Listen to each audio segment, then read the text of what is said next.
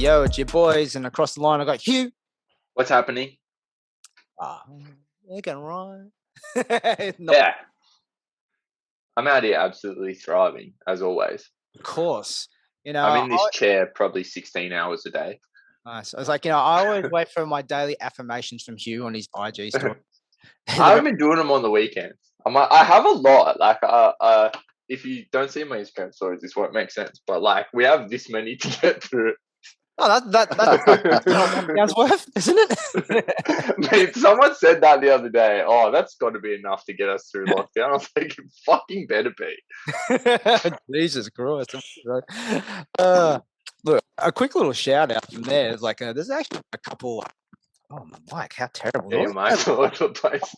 Yes, that's all right. I'll figure it out. Yeah, we're back. Yeah. So, like, like a couple of podcasts that spring up, like, Muay Thai based in Australia. From there, I was like listening to one today. The Muay Thai Hour with Sai, Andrew Barnum, and Kieran Walsh. It was really good. I really enjoyed it. It was really good. Yeah. Those guys, plenty to talk about. And they're like, well, we're all in lockdown. Kieran talking about the Canberra numbers. I was like, oh, I remember my first lockdown. Just putting up fucking rookie numbers. You're not going to be good at New South Wales, 4 digits, mate. We got the ton again today. Nice. That's how we should be rocking it. But yeah, look, guys, like, definitely listen to that one. That's an awesome time. And I see like a lot of great potential from that as well. Yeah. Going forward. Another one as well, like I was listening to was Striker Chat podcast. Yeah, this was good too. Yeah, just down in Melbourne there. So you got Sam Cassidy and oh my God, I'm going to brutalize your name, bro. I haven't heard that one. Bundy. Yes. It's like give guys a listen to this. Well, they had Don Millen just recently. That was great. So like, just like, it's good to see like, there's plenty of quality content coming out from Muay Thai, especially in podcasts. I think you need more of it. 100%. Obviously, we're the dogs. We're the top dogs. But like, it's like it's good to see everyone's doing it because I just like I like listening to all those guys talk. They do some great work. Yeah, it was cool to see Don Miller on an episode. Don is an awesome guy. Been lucky to hang out with him a couple of times this year. A lot you of could listen to him all day. You could listen to Don all day. Yeah, on Muay Thai and other things. All right. So as you can hear, we have a guest online from that.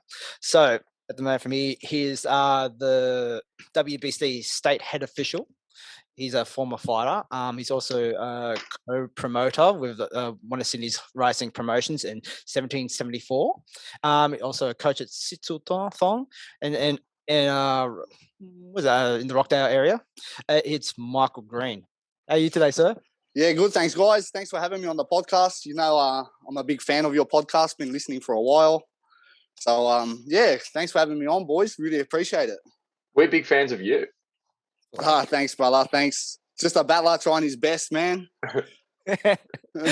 So, like everyone that first comes onto the podcast, mate, from there, let's get like a little bit of background, like, on your, like, where did you start your Muay Thai journey? And like, and let's see where it's taking you to now. Yeah, boys. Muay Thai was just one of them things I sort of fell into. But before Muay Thai, I was always like into combat sports.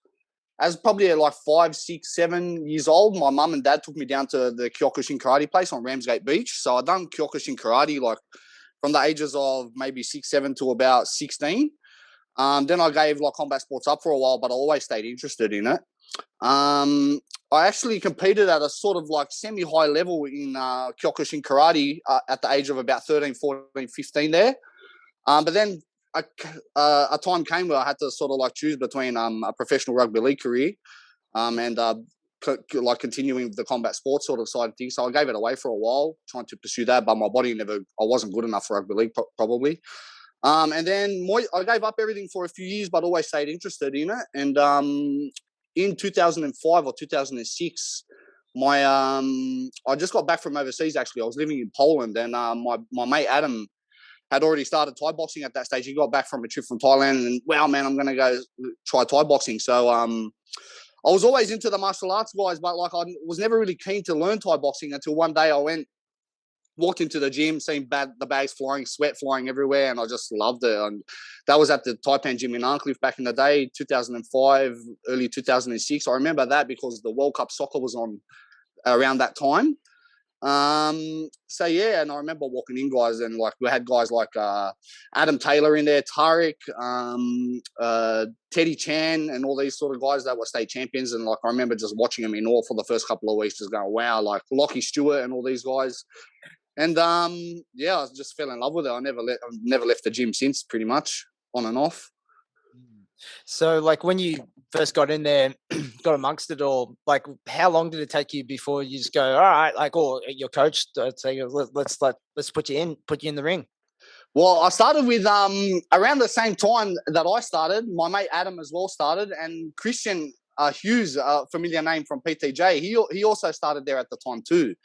And I remember vaguely been training about 12 months, and one of the boys had their first fights, and I was like, oh man, like, you done good, you know. I reckon I can have my one, you know. So after about a year of training, I thought I was good enough to have my first fight. But yeah, sort of like maybe the start of 2007, I had my first fight.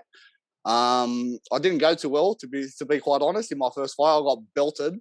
I fought a young kid, Joel, and he was pretty talented actually. Even though for his first fight, he was like way above like in skill level. But I had a good slog, man. That was on the old Steve Ganine show down in Drummond. He used to run the Revolution shows. I think he might have even ran them with Tim Fisher at the time. So that was my first like proper fight, Muay Thai fight. And I thought I'd only ever have the one, and you know, just for the experience sort of thing. But then I went back to the gym, started training, and you know, a little bit longer went, and I started getting a little bit better and all that. So I decided to, you know, have another fight, and my second, third, and fourth fights, I won like all within the first or second rounds pretty quickly. Around the 69 kilos, I always fought at 67 to 69. And then I sort of like hit a stage where I never really took it as serious as I probably should have in them early days, but I sort of hit a stage where like I got the opportunity to fight on Knees of Fury. That was my first proper Muay Thai fight with elbows, full Thai rules, you know, 5-2s, fighting someone decent, you know, and that was against the South Australian state champion at the time, WMC state champion, Charlie Chow. And that was like my first real proper go at like a Muay Thai fight with full-blown elbows, no pads, nothing. And yeah, back then, even as amateurs, we didn't fight with headgear like we do now. So even my amateur fights, you could sort of say they were sort of like semi-pro, if that makes sense. The only thing that differentiated the pros and the amateurs back then were the minutes of the rounds. But yeah, I had a good fight with Charlie went like 4 rounds, and then he got the better of me, hit me with a body shot. I ended up losing that one, but like what an experience. I remember I just fell in love with it from there, started taking it more serious. And then, yeah, just racked up eventually 22 fights before I hung up the gloves. But at one stage I was sort of ranked in the top 10, but even though like, you know, guys take it a lot more serious these days. Back in the day, I sort of had a full-time job, so I was like juggling training and work and stuff. But I don't regret any of it. And yeah, I had some good scraps with a few of the guys and a few familiar names that you'd be familiar with now, other gym owners other fighters that have gone on to become gym owners and stuff like that. And I can honestly say most of them I'm pretty good mates with, most of the guys I fought too, which is pretty awesome to still have that sort of relationship with them, you know. Yeah, a couple of the names of guys I fought, like Kieran Walsh, fought. Yeah, from the old Phoenix gym. We fought twice actually. He won one and I won one. We fought for the state title, WMC state title. He got the better of me on that one. And then we fought on, again, a Steve Ganine show at Padstow RSL as the main event the second time around. And we probably always knew that we'd fight again, but it never happened for whatever reason. But Kieran's one of them guys like I still sort of have some contact with. And, you know, we sort of bump into each other every now and then and speak. Also, he's... Man, just trying to think of the names off the top of my head. Von Bardado is another familiar name. I fought Von at Luna Park on the big WBC show they had there. Immortality was the show. Yeah. That was one of the bigger shows back in the day, and like that was my first real like big time show that I fought on. I had a good scrap with Von. Ended up getting the W there. That was an interesting fight, to say the least. A couple of interesting things happened in that fight, but that was one of my more interesting bouts. I also fought Fran Sanchez in my last fight, who's another gentleman of the sport and all-round nice guy. And it was funny because Aram had fought Franz a couple of weeks or maybe a month or two before I actually fought Franz. And Aram and I fought at the same weight as well. And we were sort of like on paths to maybe have a fight against each other one day as well. But that never happened for whatever reason as well. But it was funny because Aram fought Franz about 2 months before I fought Franz. And I didn't know at the time, but I just opened a new gym and that was my last fight, actually. That was my last fight. So... yeah, Fran Sanchez was my last fight, probably around 2017, I reckon that was. So sort of stretched out from 2007 to 2017, 20 fights in there. Sort of happy with what I achieved. Yeah, I remember back in the day, because my business partner is Rowan.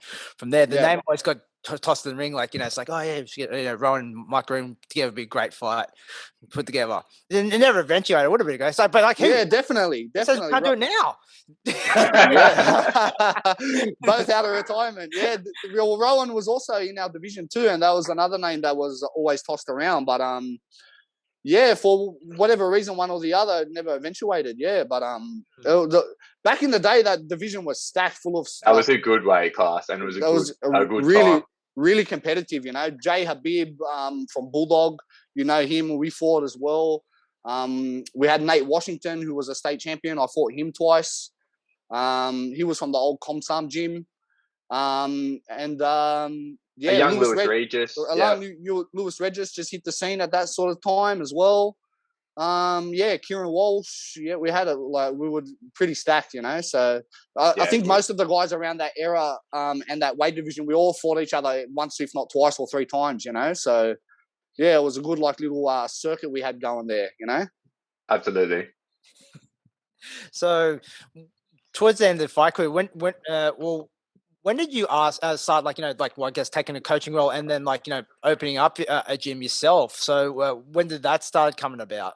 Well, me and my mate Adam, we came up with the idea we wanted to open our own gym. So at the time we were still connected with Taipan Muay Thai, obviously, and we opened up the Taipan Campbelltown gym in 2014 or 15. That was my first role as a proper coach, to be honest. And I was holding pads and sort of running the odd classes here and there and teaching people at the gym anyway before that. But as a proper role, as a coach, I never sort of took it serious until that sort of time. And then when we opened the gym, I just opened I opened my eyes to a different side of Muay Thai, and I found a different sort of passion for it as well, coaching people. I really love coaching people, and it was really exciting opening a gym with not one member and then slowly building it and all that stuff. It was a real great experience, and just happy that everything worked out. And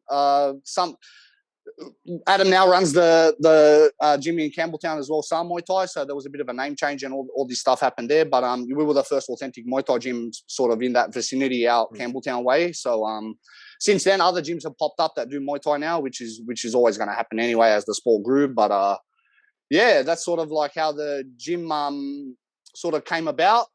And at my last fight against Franz, like I said, I didn't plan for it to be my last fight, but I was also sort of in the I was in the midst of sort of getting the gym running and getting more students. But I sort of was at that pace where I did have enough time to sort of train as well for a fight.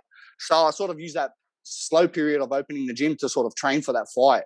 And then when the fight happened, I was sort of just woke up one day, just said, that's it. I'm just going to be a coach from now on. And I went to the IFMAs actually as a coach for the Australian national team. That was in 2015-16. I was one of the junior coaches there with Anthony Warden and a couple of the other guys, Leon Spain, Seldy from WA, Peter Boyd was the national president at the time. Elias obviously was one of the referees with Trevor. And so going over to the IFMAs, that was an experience as a coach. Really loved it. And for any young fighter out there that hasn't been to the IFMAs or doesn't plan to, change your goals because that should be one of them. Yeah, definitely.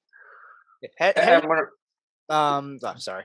Like, you go, you. All right. I was just gonna say, you know, going over with the junior, I'd imagine a big part of you going over as a junior coach was, like when I think of your kind of, like I fought a couple of the Taipan guys while you were still involved, and when I think of kind of your sort of coaching time, I think some of the most memorable competitors that you had were the Curtin siblings. Definitely, yeah. Yeah, I think one of the big reasons probably you went over as a junior coach was because the Curtin sisters were both, I think both over there, right? At the same time. For the first one, the two girls, Emily and Sophie, were, and then for the second year going, all three of them were the brother Brad as well. So Emily, Brad, and Sophie all competed at the IFMAs the second year. So yeah, and they're just absolute weapons. So I think they're both playing high level rugby league now, but we're truly elite level Muay Thai fighters at a young age. So what was it like as a trainer to have that? It's quite an interesting place to be in because they were world class juniors. Yeah. Like they would go over and win gold medals and things like that. So what was that kind of development process like of having a couple of students that were so high level and also so young? Like, what's the dynamic like training such a high end junior? Well, it's sort of a weird, not weird, but a unique relationship that we had.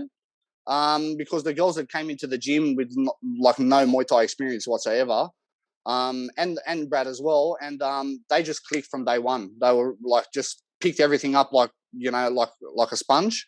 And having that sort of relationship from that young age with them and being like their first trainers and guiding them through the whole experience was like a really, really exciting to see them do it. But like them girls are just mentality giants. Like they could have been good at anything. I reckon they're that kind of they're driven like that. But yeah, it was a unique experience because like they were a big reason why I did sort of end up on the team. But I also had to focus on the other juniors as well while I was there. So I couldn't be like as a coach of the team. I couldn't like focus just my energy on all of them sort of thing. Yeah. But at the same time, I was very passionate about them doing well and even till today we're like brothers and sisters, if you like, or really close friends, family friends and stuff. Yeah, it was unique, and it was a very proud moment to see them both in gold the second time round. To be honest, yeah, it was one of my highlights of my coaching, you could say. Definitely. Yeah, I remember a couple of fights. I have seen Sophie fight a bit more than I've seen Emily fight. I have seen Emily fight, and I found her really impressive as well. But was in the house for a few more of Sophie's fights. Yeah, and I remember on Siam to Sydney a couple of times.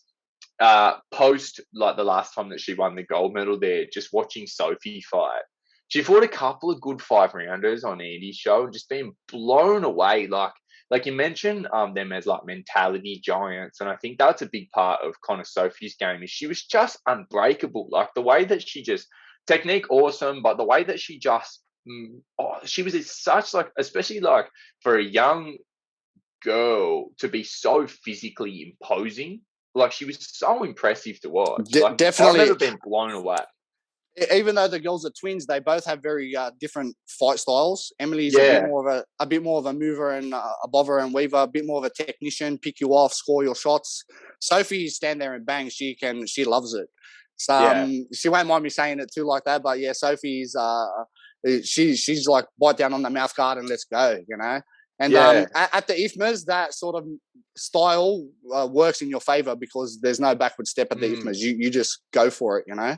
And I think that's another reason why like she went so well. But in contrast to that, Emily also, who won gold at the IFMAs, sort of fought her style and it worked for her as well. So both very talented in different ways, you know. But yeah, you're right. Sophie was that kind of bite down on the mouth guard and bang sort of style fighter, which made her exciting to watch as well, you know. Yeah, good power. Didn't slow down. She fought 4 to 5 rounder. Just had that really good. She'd really run the marathon. Interesting fact. Both. Sorry to cut you off. Interesting fact about the girls. They both fought Alma and Amanda Janiku as young girls as well on the same show. They did too. So Yeah. yeah, we went up to one of Scott Moss's shows that he put on, and yeah, the two twins fought each other. So that was a bit unique, and we always thought in the future it would happen again, but it never happened because of different paths and stuff. Yeah. But yeah, that you know, that even from a young age like that, they were already competitors, you know. Yeah, absolutely. So going from the coaching side of it from there, you're a very like experienced official as well. So like yeah, like let's chat a little bit. So how did you get into officiating from there? Like how was the learning process of it? Well, yeah, obviously being from the Taipan gym, at the time, like we had, you know, some of the better referees, if you like, and Elias was my coach as well at the time. One of my first Muay Thai coaches was Elias and Tony. So watching Elias go through it all, and I remember doing the courses, even after a couple of years of joining the gym, I remember doing my first course, even though I wasn't an actual official yet. I'd always been interested in learning about the sport. I had a passion for it in that sense, in every sense, you know.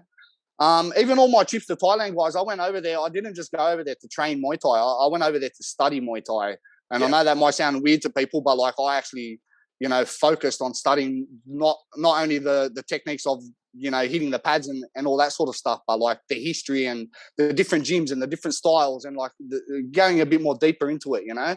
And yeah, I guess you have to have a real passion for it to sort of want to know all that stuff too. But yeah, and yeah, I sort of got into officiating like that. Even while I was still an active fighter, I became an active referee. And on shows that I wasn't sort of involved in as a fighter, I would always put my hand up to you know, referee. And it starts off with a lot of time, putting you know, a lot of time into it for free, you know, and sort of learning. Well, back then it was as well.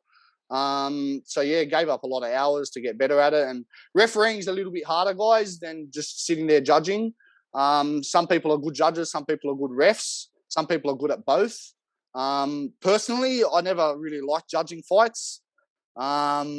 It's not that I sat on the fence too much, but I just didn't like the stress, the mental stress associated with it. Being a referee centering is a lot more fun. I can tell you, you don't have that mental stress. There is a different kind of stress that comes with refereeing. Obviously the fighter's safety and all that sort of stuff being first priority. But yeah, it's sort of something I just fell into, and I loved it from day one. And yeah, I've refereed on some of the biggest shows, all the Siam to Sydney coming through. I used to referee on, you know, Real Hero.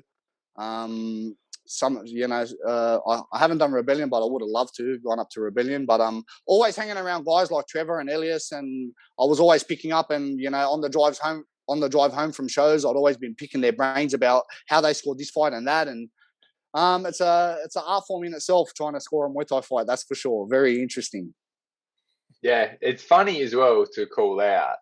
Like I reckon you've refed like half my fights. Like I don't think anyone's ref me as much as you have. You actually ref my first amateur fight. My MTA title fight and my first pro fight. Like you've refed all my milestone fights. Yeah. Well, if you ask me about that, I can't even remember them because honestly, like there might be 10 fights on that night and I might referee 3 or 4 of them. By the time I get home and wake up the next morning, I can't even remember who the names were of them fighters, you know. It's sort of like one of them things. But I always get like photos that come up on Instagram or social media, and I'm like, oh shit, look at the ref, that's me. And I'm like, I can't even remember doing that fight, you know. But yeah, I do specifically remember a few of your fights that I refereed. I think I might have refereed Brad and you. I think Trevor did that. I think you might have scored it. Maybe. And yeah, Jordan Bucky, obviously, what comes to mind. Yes. I forget that he did that one because it's funny because you're now one of the trainers at Sitshoothon, where Barky and I now both train. But we fought each other and you were the referee. Yeah, just funny how it turns out too. And I remember refereeing on the Fire in the Shire. I refereed one of Marina's fights on Fire of the Shire, and that was one of them things that came up on Marina's timeline. A photo of her winning with her hand up, and it was me holding her hand up. And I was like, oh shit! I was staying at the gym the next day. I was like, I refereed your fight. I didn't even know. You know, and so yeah, it's one of them things. Like I think the reason for that, guys, is because as a referee, I always go or a judge, I always go into like a fight show in the mindset of being unbiased towards anyone. So I go into like this sort of zone where like all I care about is judging this fight correctly. I don't care who the fighters are, you know. And I think any referee should or judge should like have that sort of mindset when they go into a fight, not to be biased towards one side or the other, because it does get a little bit hard when sometimes you're associated or you know the fighter so well, you know. And that's the reason I think I don't remember a lot of them, because I sort of like after I finish, like I blank it out, and then like, you know, if I see that fighter on Monday at the gym or whatnot, I'm like, I'm a complete different person to who I was in the ring during that bout, you know, sort of like a professional cap that you put on, if you could say it like that. I think you can almost say, like, you know, when you're fighting, especially early in your fight career, there's that kind of adrenaline thing that means there's a little bit like I know in a lot of my early fights, you know, as a fighter, I couldn't remember what happened in the fight. It's almost like you just go somewhere else, and you learn to kind of rein that in a little bit more. But like, obviously, I don't have the kind of refereeing experience you have, but I've dipped my toes in it a little bit. Of course, you're doing well too, mate. Doing well. I would have liked to do a little bit more, but we've kind of had to hit pause this year. But I found one of the first days I reffed, one of the first fights I reffed actually, Trev was, you know, doing the officials' duties, and one of the guys that was on was from my gym, like someone I currently train with, and I called it out with Trevor. I was like, "Are you sure I should ref that?" And he goes, "You have to do it. It's how it works." You know, and he called it out to me as well. He's like, "You more than anyone else, you know everyone. Like, if I don't put you in to officiate fights with guys that you know, you'll never ref any fights." And it's true. That's right, yeah. But then when you get in the ring, you do find, like, I think if you're kind of onto it the right way, you separate the individuals from what's going on. Like, I think when I'm judging, I don't see people anymore. I see scores, and that kind of hyper focus on you really learning to see what's on target and gauge responses. And, you know, 100%. All you should see is red corner and blue corner. You should not see Danny and Martin or whoever it might be. You know what I mean? And that's the way you sort of have to be when you become like a judge and referee, and it's fair to the sport. That's why. But it's a very interesting state of mind, because it's not, I think, if you're in the right frame of mind, I think it's not something you have to make yourself do. It's something that just happens. Like, it just happens, that hyper focus on seeing what you need to see. You kind of can't. You really do have to separate who the people are. Like, that's what I really got from reffing. Like, a guy I train quite closely with is like, when something happened, I didn't know who fouled who. I just know I saw a foul. You know what I mean? Like, I know to get in and respond. It's not like I can't see. I know what my response has to be, but I don't really see it as coming from an individual. Like, it is a very interesting place to be. Like, that was the craziest thing about the experience in just learning it, was like, I wondered how I would be, like, you know, having to kind of get in the ring with people that I know. You would know the zone. You would have felt that zone that you go into as a referee straight away when you're in the ring. There's a certain like bubble that you go into, and you would have felt that, I think, you know. And that to cover exactly what you're saying, all you have to think about is like the red corner and the blue corner, or fighter A and B, and that's all it should be, you know. And I think there was also an element, like, I remember the first time I reffed with an actual crowd around, like, because, you know, you do the dev day stuff, but one of Andy's shows had the development day, but before the amateur shows for the crowd. It was pretty much a full blown show. It was quite nerve wracking, right? But you get in the ring, and there's almost this feeling of like, you're used to being in the ring with your gloves on and with that, and you feel almost like a bit like, oh, what am I doing in here? And these two dudes are going to be trying to smash each other, and I think there's this element of like, if you're going to ref that fight, you've got to be in with these two dudes. Like, I'm in charge of this ring. Like, neither of you two, like, you know, 100%, 100%. And that's where something... a lot of that comes from, is like, you got to be like, I'm running the show. Like, these two dudes are going at each other, but like, I'm the strongest one in the ring. I'm the one who's in control of what's going on, and you have to like convey that. That's one thing watching Elias over the years is he's always reiterated that to us, that you are in control of that ring and you always have to show authority. And that's why, like, even little things like if you're checking the ankle guards of a fighter, you never bend down as a referee to check them. You always make the fighter lift his leg up to you. And it just shows a little bit of authority and stuff like that, because yes, you are in control of this ring, and that's it. whether the fighter's like that or not, the referee is in control of that ring. Yeah, You and it's like time, you in the corner, doctor. Yeah. And Elliot's other thing that he teaches, or I mean, I guess it's standard reffing, but it's like, okay, we know these fighters' names, but when I go to your corner to ask you if you've got a mouth guard, I don't care if your name's Dave. You're just red corner. That's your name. You're not a person. 100%. Yeah. You're red corner. Red corner. Where's your mouth guard? Where's your groin guard? Okay. Like, that's how it is. It's like Elias will come up to, like, he ref one of my fights recently. He hadn't ref me for a long time, and it's very blue corner. Like, okay, yeah, mouth guard, groin guard, it's all good. Yeah. Yeah. So, sorry, Shane. That's all right. That's just me and just fucking around with my mic like always.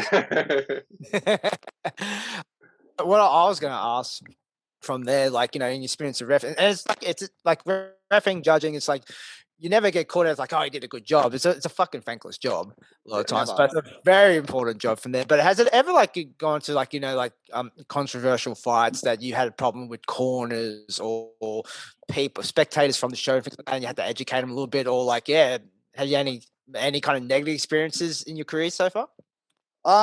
There's been a couple of, what can we say, interesting moments. I remember reffing or judging a show. I won't name the show, but there was a bit of a colourful crowd, if you'd like to say, in the VIP area. A decision went one way and the fans didn't sort of like it, and it got a little bit rowdy, to the point chairs started getting thrown and stuff like that. So, but we never felt as officials like really intimidated by that. It wasn't really aimed at us. It was just, I think they just want to run amok. But there has been the odd situations like that. There have been, and I'll put my hand up as a young official, moments where, you know, the guy in the blue corner, you thought he'd probably won, and maybe the next day at training or something like that, or even to one of the other trainers, you've slowly said, you know, mate, I thought your boy won that, man. I'll just let you know, I judged it like that, you know. Sometimes it feels like it's the right thing to say, but over time and with more experience as an official, I realised that you always keep that sort of thing to yourself as an official and keep it between officials.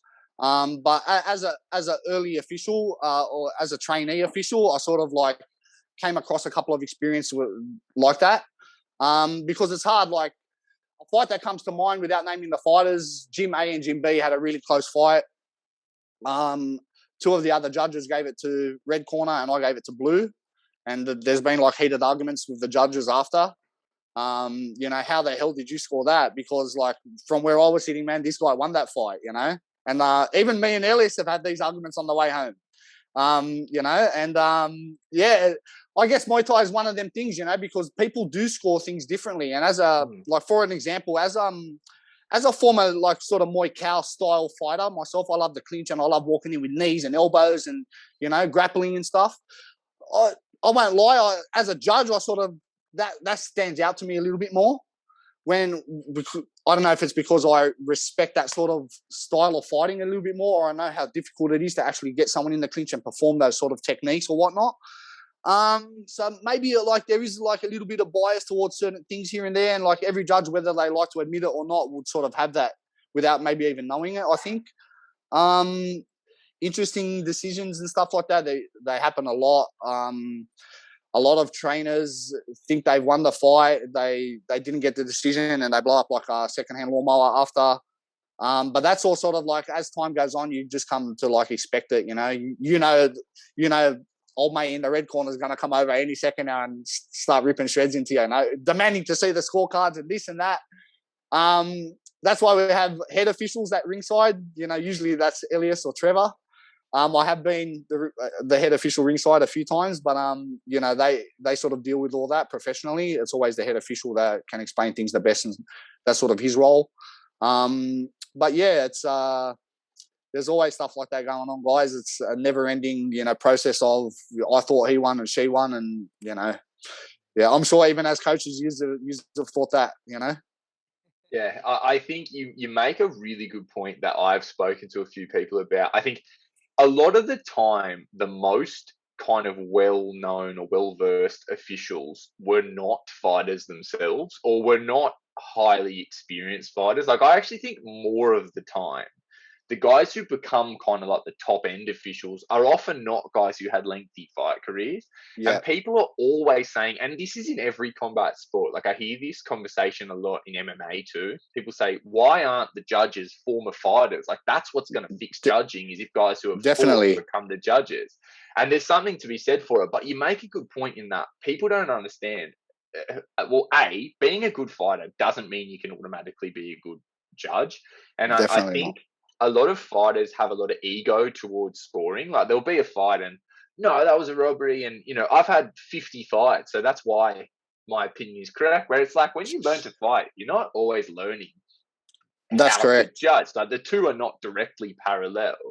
And the other thing is, like, stylistic bias is really important, because the reason that sometimes former fighters do not become great judges is because they're always going to give like a little bit of, naturally, like if they're not willing to kind of ditch the ego and really learn like they're a beginner, they're going to naturally score in favor of their own style. Like, you know, like I'm a big leg kicker. Like that's, sorry to let everyone in on my secret, but that's my thing. Like, so I really have to be consciously not watching someone who has a style like mine, because leg kicks aren't, you know, our tier 1 scores. I can't be looking and giving extra credit to a dude who likes the leg kick just because that's what I like to do. And it sounds stupid and it sounds obvious, but it's true. Like, yeah, like you say, like watch someone who comes from, we don't really have this as much anymore, but especially back in the day, you used to get gyms that their thing was being a knee gym. Still get it heaps in Thailand, but a little bit less in Western countries. If you look at guys who transition from fighting out of a gym like that to being a judge, they're always going to lean towards the guy who's clinching, the clinching knees. Like, so it's like learning to, I think like it's an interesting point to call out if people are a little bit less familiar, that it's like, that's why sometimes you have to watch the experienced fighters more when they become judges, because they're looking oftentimes subconsciously, of course, not naturally, like, yes, I'm going to change the fucking game so people who have the style I like to watch start to win. They're subconsciously looking for people who do what they do to give them points, because it's what they understand the best as well. Yeah. See, one thing I always find, guys, and no disrespect to the whingers, but the guys that usually win so much are the ones that will never come do the courses, you know. Yeah. Either if the WMC or Muay Thai Australia or WBC or whoever it might be, you know, other sanctioning bodies. You know, so like, come do the course, guys. If you want to learn how to score Muay Thai, you don't understand it, or your boy's been robbed, come do the course and find out, and you might learn something, you know. That's another part of the whole, you know, thing when it comes to like trainers blowing up, is that they don't understand the actual scoring of Muay Thai. Yeah, he clinched him the whole fight, but my boy landed the better clean shots when they were out of the clinch, you know. But yeah, but sorry, bro, like, you know, 2 minutes out of that 3 minutes, your boy was getting kneed in the clinch, you know. Yeah. So it's sort of, it's, you know, it's just our education thing, I think, man. And like slowly we're all getting better, you know, in regards to that. Some trainers are just hard for it as well. I could maybe palm off a few, but I won't. I but know you would as well, but there's a few trainers that even if their boys lose clearly, he will be, bro, what the hell? What the fuck were you watching? You know what I mean? Yeah. You always get comments like that off trainers when they walk past your desk, and if they're not happy, they might throw the odd, you know, cheap shot at you or something. But as a judge and official, you just learn to sort of like laugh it off, you know. But there's some trainers, mate, like I see this after shows and I go, have a think, mate. Has your guy ever lost a decision? Like the amount of guys where I'm just like, every single time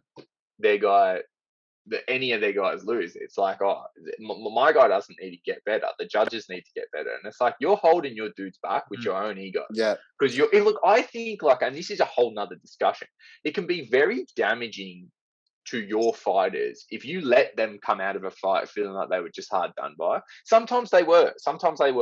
And sometimes fighters get to an experience level where, you know, they're not, it's, you know, that they can make up their own mind about what they thought of a decision. But if you, especially when you have new amateurs and they come out of the ring and you go, you were just robbed, that's all. They're not now going to bring that back to the gym like, okay, I need to fix something. They're just going to go and do the same things. And like, I think you've got to do, especially when you guys are amateurs, don't build it up so much that it matters who wins and loses, because it's just Yeah. like, of course, we want correct officiating, and sometimes it can be very disheartening. But like when someone's at a development day, they fought 3 90-second rounds. It was close the whole way through, and maybe it could have gone to them, but it went to the other guy. Don't come out with this like, what, did he not win the $1 million? Like, it doesn't matter. Yeah. Like he got his ring time, and worry less about who the decision went to, and worry about, like, I think that's a really important thing that guys have to understand when they're coming up, is that you look at guys, and I draw the kind of comparison to other countries. Like, you look at these European guys that go to the IFMAs, they've had 150 fights when they're 16. Do you think they're looking back on, they show up to some basketball court with 3 rings in it and they fight 8 times in one weekend? They're not looking back on this like, no, I should have won that. They don't even remember what happened. It's, Mate, I've seen a lot of young. Sorry, Hugh. I've seen a lot of young fighters like that. That they come through and they win a couple of fights and then they lose a couple, maybe 1 or 2 or 3 in a row, and then like that's it. They think something, I'm not good enough. You know what I mean? But in reality, mate, this is your 5th or 6th fight. Like, mate, you shouldn't take it like to heart like that. You should be building experience. And that's one thing. Like, I think we lacked in the old school sort of way we done Muay Thai back when I started, compared to now, how it's developed and changed. We have like, we never had development days and amateurs fighting in headgear and full IFMA style padding and all that sort of stuff, where you could fight 2 or 3 times in one night. We had 4-mans where with no padding, where you fought twice in one night, which was crazy. But like, it's changed so much now, and I wish sort of like I was a bit.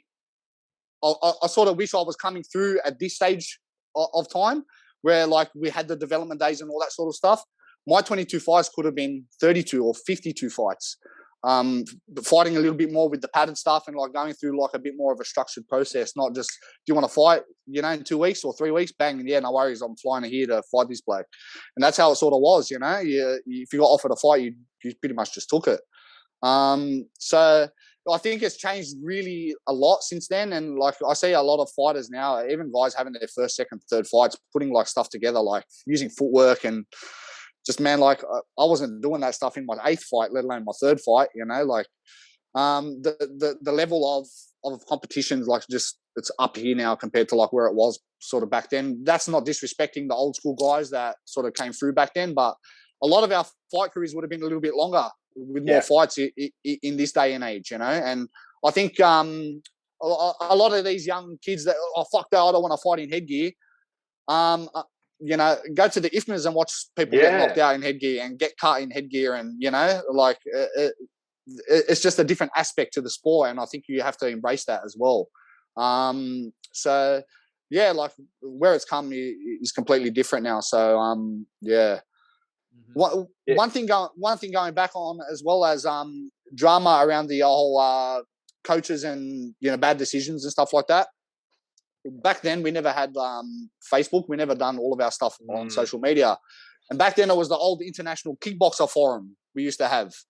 And most of the banter and stuff used to get put on that. But these days, everyone's on Facebook. If there's a bad decision, the video's up there within 24 hours. And like people are throwing cheap shots at each other. And, it's the whole social media thing these days too that makes that a little bit, worse as well. So yeah, the sport's changed in a lot of ways in regards to like, the way we've developed people's knowledge of Muay Thai from that grassroots now. And that's fighters, trainers, and everyone, And I think, would you say, like, what I find across the scene is that there's actually not generally like a big flow of people wanting to become officials.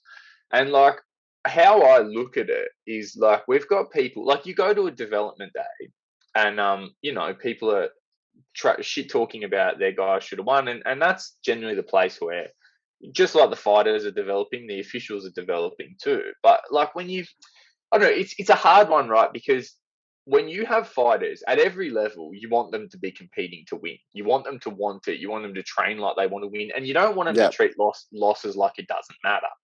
But at the same time, you want them to prioritize experience over, really caring. Like the end goal, right? But what I see is that if you're going to put the officials on blast from such a low level, from that original first padded fight, who's going to want, like, you're not giving anyone space to learn. Like, because that's correct. The reality is, just like fighters in their first 5 fights will make, you know, major mistakes that are maybe not reflective of their full potential.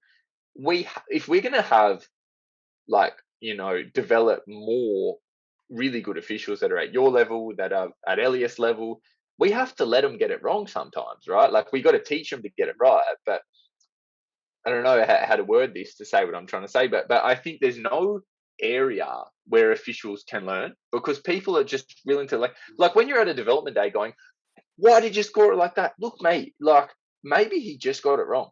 You know what I mean? And maybe that's not the end of the world. Maybe he's going to then go and talk to Elias or Trevor, whoever's the head honcho, and he's going to tell him, this is why you got it wrong, and now he's going to know.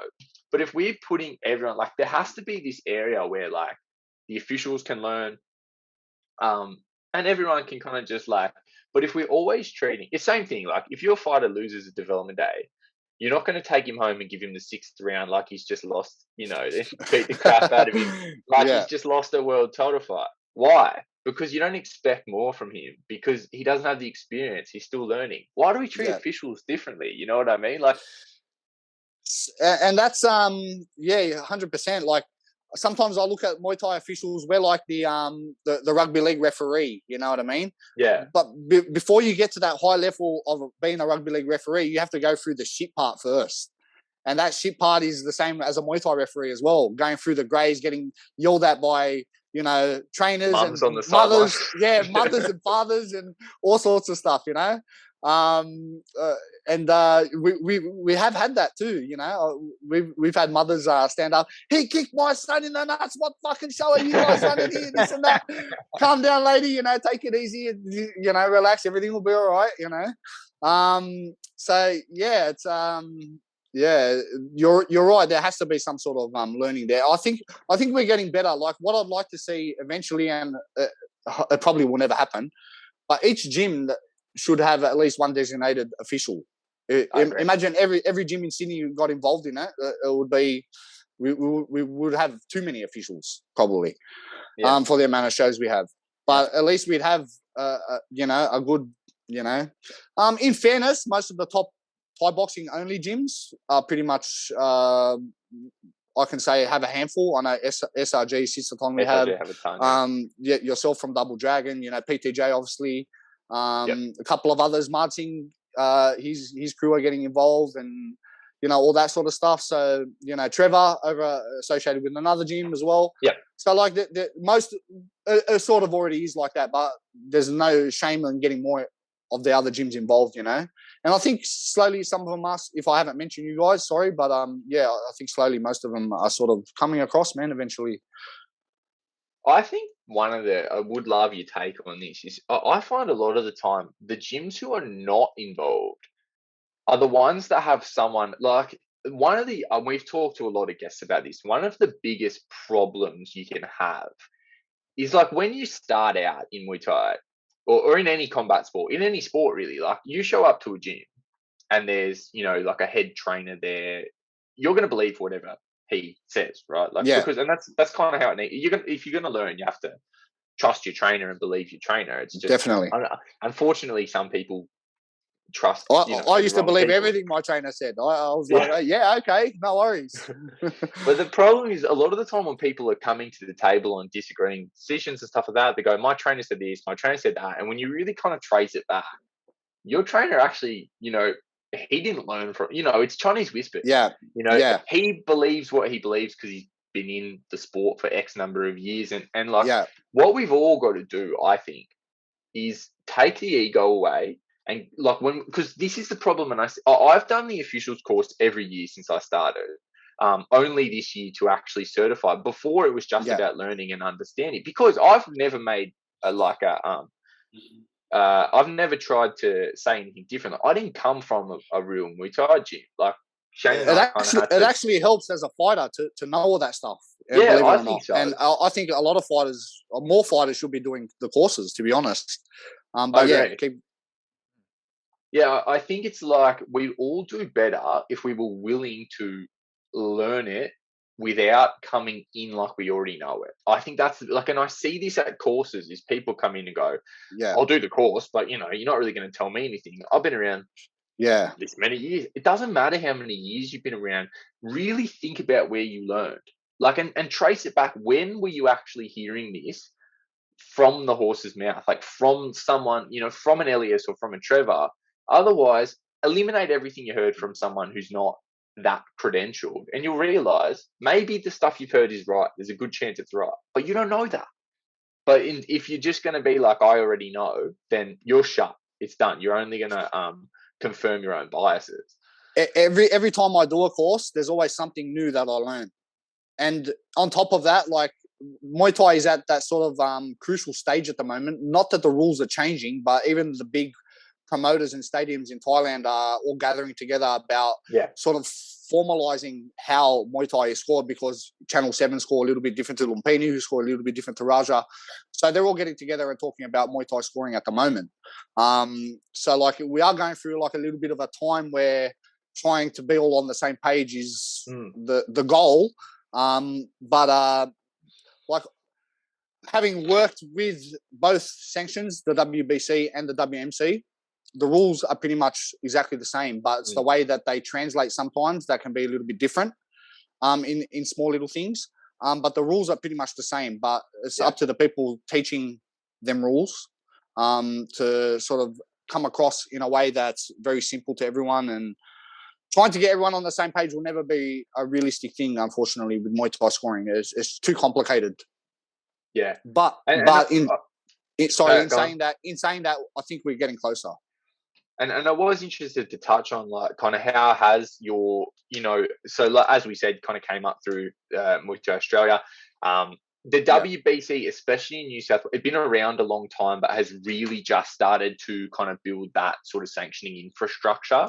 And kind of set its roots, especially within Australia, but also within New South Wales for the moment. It went away for a few years, and I think it's pretty fair to say the WBC that was around is not really the WBC that is around today. It was quite completely different now. Completely different.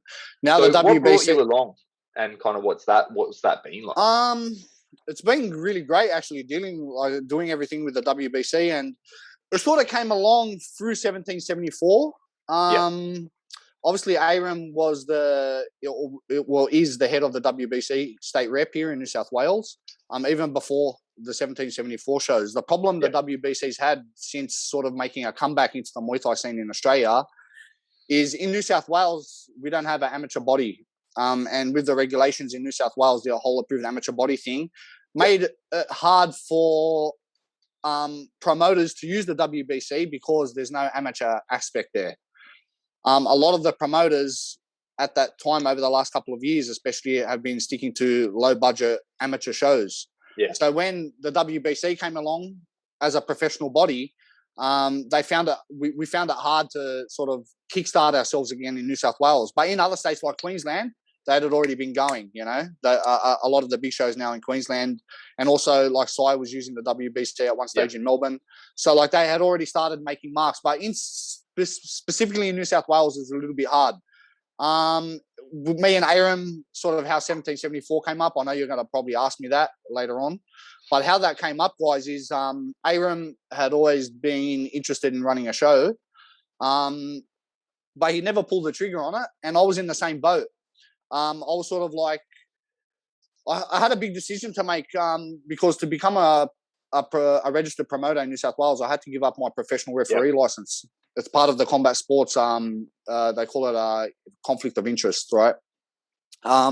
It's a pretty stupid rule, but I understand what they're trying to say. Anyway, it's one of those things. Yeah, I get it, but it's a bit silly, and because I'm not going to argue that point. It is what it is. It is what it is. Yeah. So I sort of had to give up my referee's license as an official professional referee to become a professional promoter. So that's how it all came apart and about. So I had always, for years, guys, been wanting to promote a Muay Thai show, even back in the day as a referee. not so much as a fighter, but as I started getting into officiating and going to all the shows and, you know, seeing everything happen, I always thought this is something I want to do one day, you know. And it was about 2 years ago, before coronavirus sort of was ever heard of, that I sort of like gave up my professional license as a referee and started getting into the promoting side. At the time, I was just planning on doing a show, small budget, you know, just sort of, you know, local fighters sort of thing. But Aram said, "No, stuff that, man. Let's just go straight into it," you know. And we sort of put our minds together. And obviously, he's my boss at Sitshoothon Gym, but he's also one of my best mates. So I do spend a lot of time with him, picking brains with him about Muay Thai and stuff.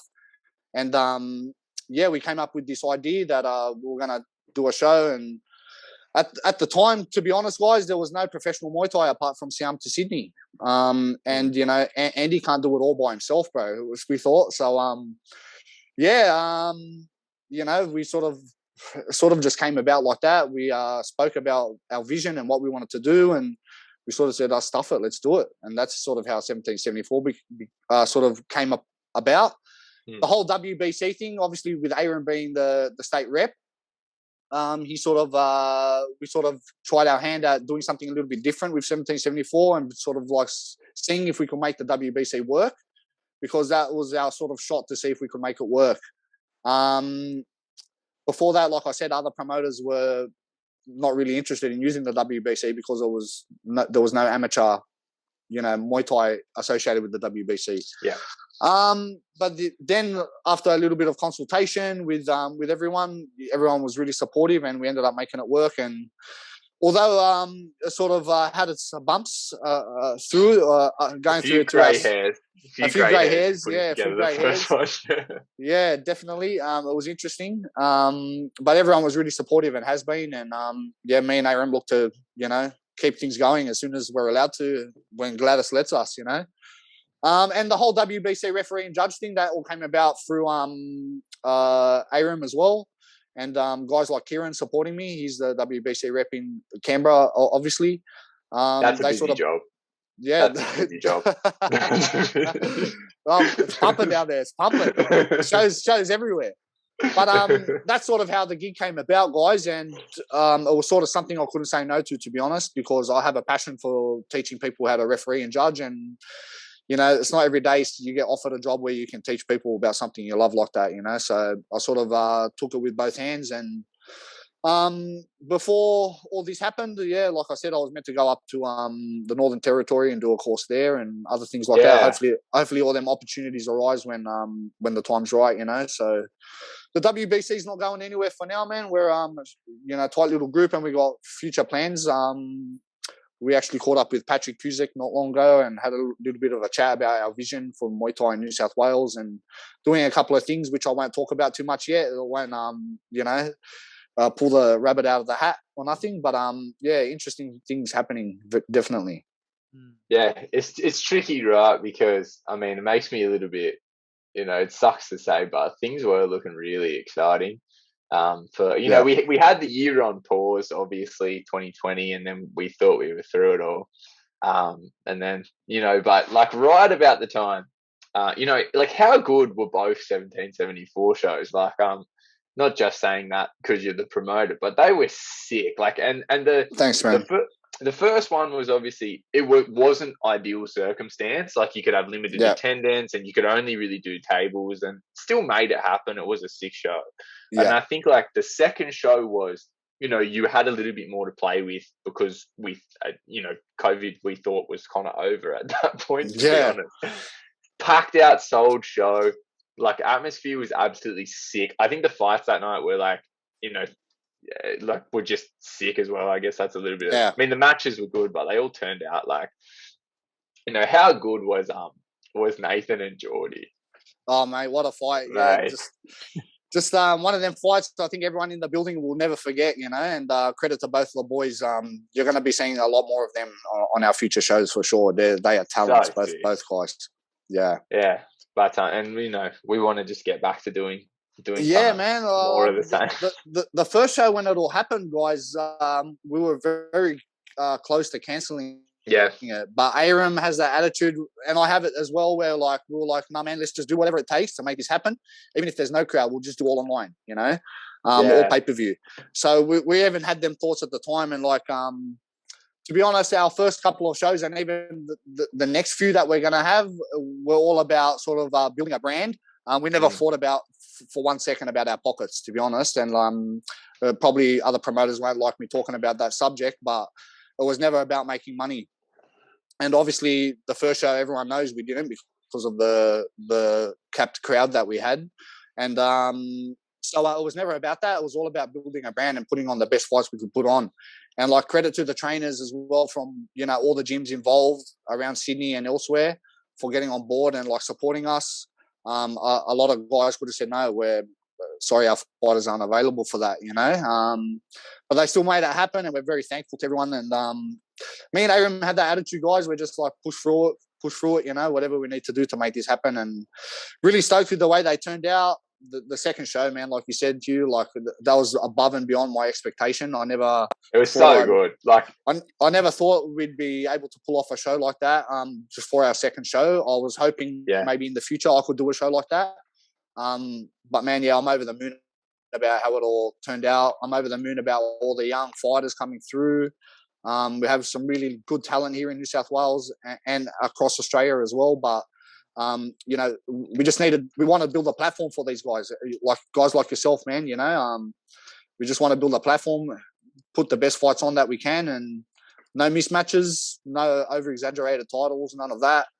We want to put on shows, and if we do put on titles, we want them titles to be worthy contenders. You know, you're not going to see no bullshit titles, that's for sure. Yeah, and I think that second show, in just kind of being there, it did feel like something different. Like I you know, and you mentioned kind of like building that brand. It is something quite unique, and I think that's what good shows have, is like their own kind of flavor. Like, you know, when you're at a Siam to Sydney show, you know you're at a Siam to Sydney show. Definitely, yeah. I can't even, and Rebellion is maybe the best example of this. It's really got that defined brand, and that's what I think. I think the first show, as much as you could feel it, I don't think you guys got to do what you wanted to do, like with the definitely, yeah, definitely, we didn't. Yeah, I know what you mean, 100%. Siam to Sydney, it's a good vibe. Everyone's walking around high fiving. There's no like fancy stuff going on, but everything's like done well, and the fights are great, and like, just the general vibe about it. You know, you're at Siam to Sydney, and Andy's done great with that. The DJ's pumping all the tunes, and like that's cool, you know, and man, like there's no secret to it. I've been watching him do his shows for X amount of time now.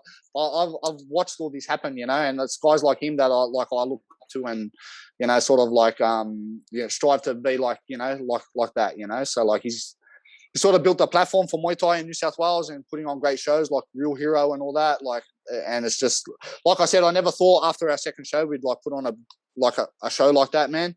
It just sort of everything fell together, and yeah, just me and Aram are still like talk about it today, and we're like, man, still can't believe it, you know.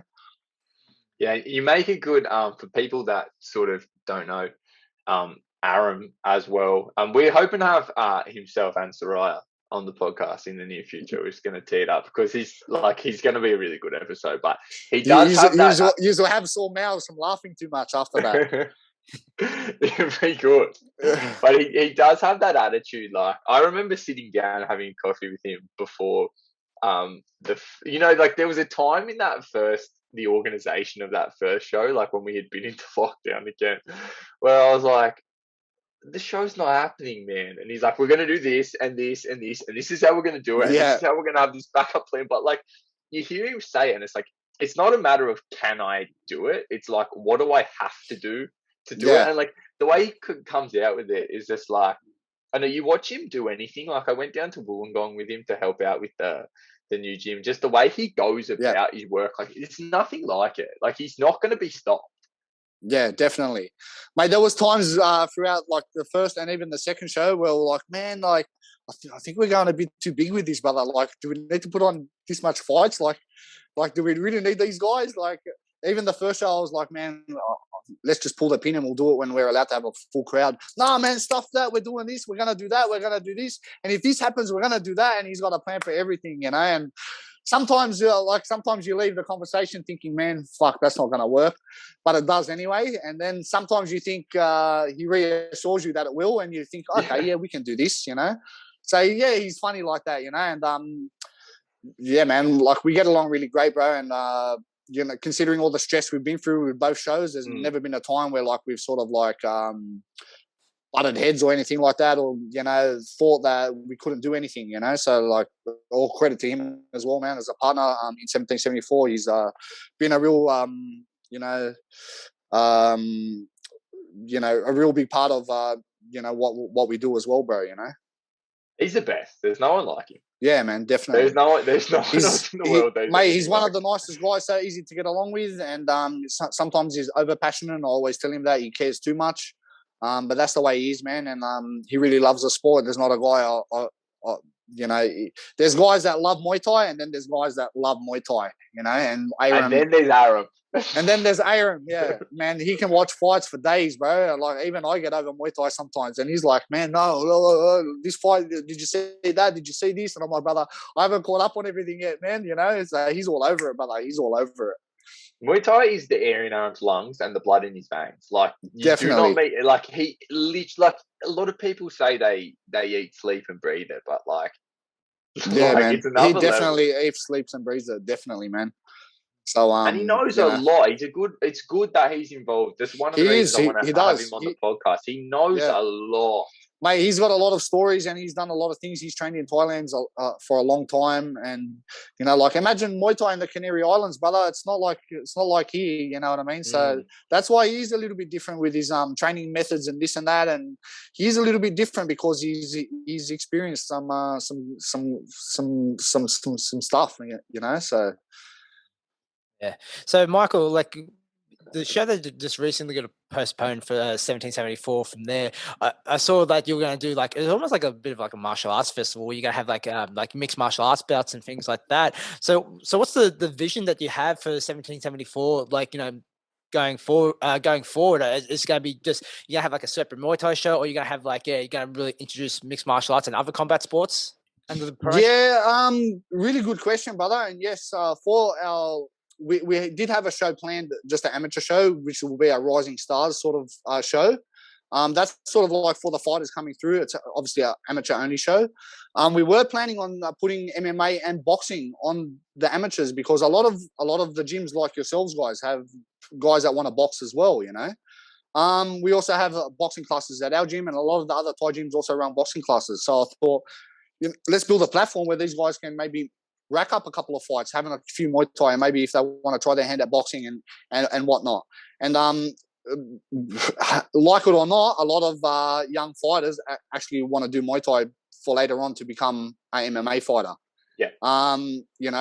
And that's the reality we live in. MMA's around and it's not going nowhere, and it's very popular, guys. And like, people come, they do have a couple of Muay Thai fights. If they're good, they go into the cage, And I can't see any reason why we can't make all of that work in one, to be honest.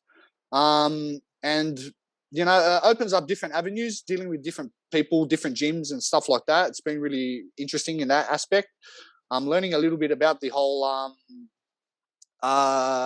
boxing debate is interesting. The whole amateur boxing argument, that was a real eye-opener. Yeah.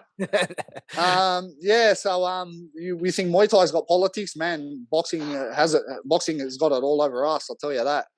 But it was just something we thought we were going to try out, guys, for our 1774 show. That is strictly Muay Thai and Muay Thai only. Our Rising Stars shows, yes, we're looking at dabbling into a little bit of maybe everything. And it might not work. It might not be popular. But we're going to try it out, and we're still probably going to try it out. Another thing, though, and maybe I'll give you a little bit of a hint. The WBC has always been interested in co-promoting boxing and Muay Thai, so maybe that is something for the future, without saying too much. Well, it's a little bit like coming full circle, right? Because the whole, if you want to hear the story of how the WBC originated, Kieran Walsh tells it very well in his last episode with us. Like, the WBC is, of course, at its foundation, one of the premier boxing sanctions in the world. Correct. Yeah. And it was kind of like Thai leadership saying, how do we kind of take this framework and bring it into Muay Thai? And that's what the WBC has done so well to grow Muay Thai internationally. Is we need world rankings. We need to recognise world titles. So to come back to co-promoting, it's how it all started, right? It was the branch out from WBC Asia to start promoting Muay Thai alongside the boxing. It's kind of 100%. always how it's been, right? It's quite hand in hand. Yeah. Well, yeah, it's exactly right. Exactly the way Kieran told it. Perfect. The Thai leadership took control, and now the WBC's in over 77 different countries or states and territories, as they say. They have had a global push, over the last 2 years, and they're doing really good things around the world, to be honest. A lot of the top shows now are using the WBC. People give the WBC a bit of slack because there are sort of titles getting thrown around. But I think, in fairness, everyone knows that's how sanctioning bodies earn a quid, and without, is it any less prestigious? No. Is it, competition's good. Competition is good, yeah. Yeah. That's and innovation. Yodsenko fought John Wayne Parr for a WBC title a long time ago. It's not something that just popped up on our doorstep, it has been around for a while. But yeah, I can't see any reason why, guys, we can't have someone like maybe Tim Zhu fight on the same show as a Jonathan Ayulu or whatnot for that is a bit of maybe using them names maybe a bit far stretched right now, but I can't see any reason why in the future we can't have that here in New South Wales. I know I think it might be, I won't guess the promoter's name. I think I know who it is, but they've already done it up in Queensland. They had Brooke Cooper fighting for a WBC title boxing on one of the Muay Thai shows. Yeah, I think they co-promoted. So it's already happening in Australia, that sort of thing. So yeah, don't be surprised if you see something like that in the future, definitely. And I mean, if you did, obviously, it becomes a bit of a pipe dream when you start talking about like a top-end Australian Muay Thai fight alongside like a Tim Zhu. But think about what that would do for the sport. Because the thing with Muay Thai, I think, as much as anything, there's a lot of people in the world who love combat sports. They love them. I honestly feel like if you're a general kind of casual kind of MMA fan, you would really like good Muay Thai generally. Like the transferability. Yeah. It's just that there's not a lot of exposure. Like you've probably never seen real Muay Thai.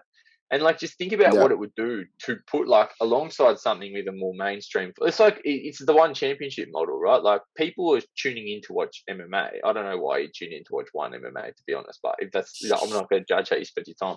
And they're watching MMA and they're seeing Rod Tang fight for the first time and being like, what is this? This is sick. Definitely. They tune in to watch, Demetrius Johnson, and then they're like, fuck, that Rod Tang bloke was mad. Yeah.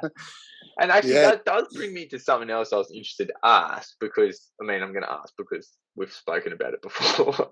That I know you like the idea of promoting Muay Thai in little gloves. Is that something you kind of aspire towards? Do you think you'll be doing that? And would it be under the 1774 banner, or would you kind of rebrand for that? I haven't thought about it too much in the way of rebranding, but to answer it straight out without beating around the bush, I would love to have 1774 in the cage. I would love it. And like, hate it or not, I think as long as the fighters are getting paid appropriately for that kind of thing, then I think everyone will be up for it. You know what I mean? And yeah, Muay Thai in the cage, you can't get much more exciting than that, can you? Yeah, and I think it's also interesting because, like, we had John Wayne Parr doing this a few years ago. Everyone liked it. It was very popular. And it actually kind of made stars of a couple of people. It's, suited some guys' styles very well and stuff. Like, it was a good and also quite short era, really. It was kind of came and went 6 or 7 shows, I think. Maybe there was more. It's interesting now that after that, one championship have taken that idea and run with it. There's a couple of benefits in that, if you're putting on an MMA show, now it can be an MMA and Muay Thai show in definitely exposure. But also, like, everyone wants to go to one championship. I want to go there. I ask anyone else, that's where they want to go. Any aspiring fighter, yes, definitely. So why aren't we building a grassroots pathway? Like, everyone, you look at these. We've sent some of our best. We've sent George Mann. We've sent Tyler Hardcastle. We've sent Josh Tonner. Most of those people, the first time they've ever fought in little gloves and the first time they've ever fought in a cage is against, Yeah. who? Yod Panamrong. Like, like you don't get Yeah. the chance to like have to, and it's very different. Like I mean, you look at Lewis Regis. His first fight in small gloves was against Yod Sinclair. Yod Sinclair. He's got the balls of steel for doing that. Yeah. But look, the reason that probably we haven't seen it, guys, in New South Wales is because no promoters had the kahunas to put it on. And B, there is a little bit of a grey area in regards to regulation through sanctioning bodies and stuff like that. Obviously, the rules don't allow us under proper Muay Thai rules to use a cage. But that's something I hope we can sort of get around in the future by one way or another, even if that means heading down the road to Canberra or something like that one day. The oldest promotional trick in the book is take your show to Canberra. Whatever you got to do to make it happen, just like Aram says, It's funny, the land of bureaucracy where it's also like, it's like international waters sometimes. Exactly. Yeah, exactly. Hey, I know we're probably getting close to time here, but I did want to touch on one thing just while we're on the topics of officiating and stuff. Did we see Sitshoothon and WBC last night? Do you catch that, Greenie? I haven't watched it yet, man. Haven't watched it yet. Okay. I know who won. I know who won about 2 weeks ago. Me too. But I haven't. And I didn't want to know too. But whoever told me, I was like, "Man, are you serious?" He goes, "No, I don't know 100%, but I think you did, eh?" And I'm like, "Bro, you already just told me." Who told you? Aram did. Yeah, I told you. There was a Chinese whispers going around, right? So I haven't watched it, man, but I'm gonna get around to watching it. I was watching the highlights of the footy last night, so yeah, we would have liked to. I thought I'd just ask because it was quite a close one, and would have been interested to hear your take. But I know there's one of these a bit of back and forth about who won and who should have won. So it was one of them ones, eh? Very close, but I mean, like you look at the two guys that are fighting against. You got to. Yeah, it's gonna be fine. Scoring a fight like that is a nightmare, and that's one of the reasons I hate scoring fights because sometimes they're very hard to score, guys. Yeah, and I mean, and the other thing with one is like, who knows how they score these? You know what I mean? Exactly. Elias has explained to us that his understanding is it's the scoring we understand. It's the Thai style scoring, and he's one of the judges, right? So he has to know. But I think there's probably a little bit depends who's judging, and are they reusing MMA, especially at the moment when they're in Singapore and they probably don't have access to all the officials they would want. Yeah, that's right. But it was very close. I think it was. There's been a lot of incorrect takes kind of online and stuff like that, but a lot of people don't really know what they're looking at. It was definitely closer. I'll watch it and I'll send you my scorecard in a private message, all right? Yeah, we'd love to hear it. See, the other problem that I've had in scoring it is I never got the chance to watch it without knowing who had won before it happened, and I'm very conscious of bias, so I didn't even when I have my idea of what the score was now, but also I knew who won, so it's like, was it a real? Yeah, so it would have been interested to kind of bring that. When you already know who the winner was, then you're sort of already like, what has this guy done to beat him? You know what I mean? It always makes it interesting. So, but I haven't had time to watch it, brother, but I'll watch it sooner rather than later, eh? Yeah, keen to hear. Yeah, there's some good shows on tonight too, I think. So I'll be watching them later. Yeah, you and me both. Yep. All right, cool. So it's about the end of our time here. Mr. Green, that was awesome. That was a great talk. Thanks, guys. Thanks for having me again. That's all right. Appreciate you coming on. Yeah. Where can people best find you if they want to get in contact with you? Like Instagram, Facebook, and that. Like, and also 1774's socials. Yeah, if you go into the 1774 socials, either Instagram or Facebook, just flick a message through, and I'll look after most of the socials along with Aaron there. So the message will get to one of us. And you can also like me on Instagram, Zell's 0007 on Insta, or Michael Green. Find me on Facebook. Anyone that's got any questions about Muay Thai, judging, refereeing, always free to send me a PM and hit me up, and I'm happy to help out anyone if they want some info. Sports memorabilia, right? Or the Break Brothers Australia, my other side gigs, sports memorabilia and basketball cards. That's a little bit of a side gig. I'll give them a plug too.